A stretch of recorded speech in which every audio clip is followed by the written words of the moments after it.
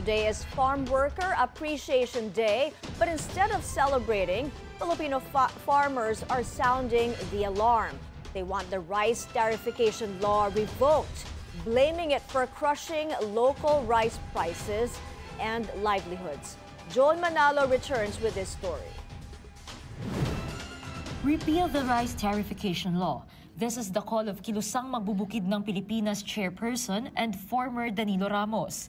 He says the law has been a burden to rice farmers and the entire rice industry since it was implemented in 2019. Grabe ang epekto sa loob ng mahigit 5 taon ng full liberalization ng bigas. Ang katunayan, number 1 na tayo sa pag-import ng bigas sa buong mundo. Because imported rice is cheaper, local farmers struggle to compete and sell their harvest.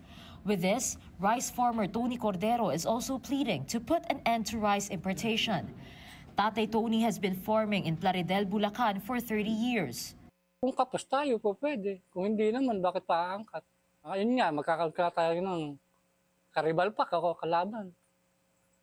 Kung meron naman tayong inaani, sapat-sapat naman yung inaani natin para sa atin. Ba't pa tayo aangkat?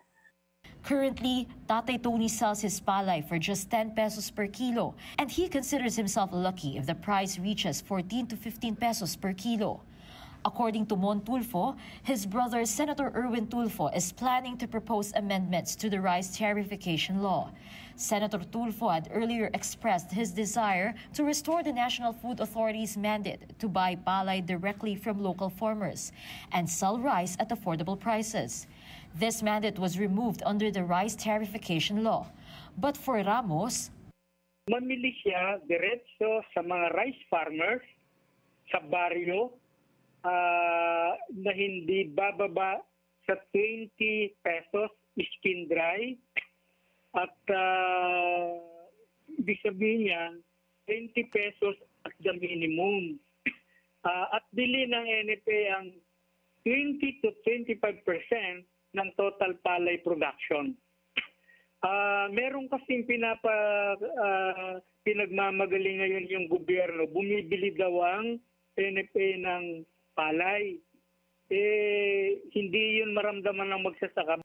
According to the Presidential Communications Office, the Department of Agriculture has recommended an increase in tariffs on imported rice and a temporary halt to rice imports. This will be discussed by President Bongbong Marcos and his cabinet on the sidelines of his state visit to India.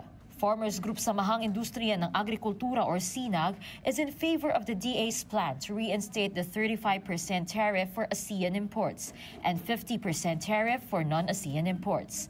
SINAG is also urging PBBM to immediately request the passage of a law that will revert rice import tariffs while the Congress is still in session. Farmers say the situation will only worsen if palay prices continue to drop. Tatay Tony also calls on the national government to provide additional support for farmers like him. Ang mahal-mahal ng pataba kung mga sa gobyerno manggagaling, gaya ngayon wala pa yung libreng pataba, pondohan nila ng mas maganda. Para yung magsasaka, makaaral sa hirap. Farmers have long called for strengthening local palay production in the country. Now they challenge the DA and the Marcos Jr. administration to provide genuine support to the agricultural sector, which they believe should be the country's priority. Joan Manalo, Billionario News Channel. In response, President Bongbong Marcos has just ordered a 60-day suspension on rice imports effective September 1st.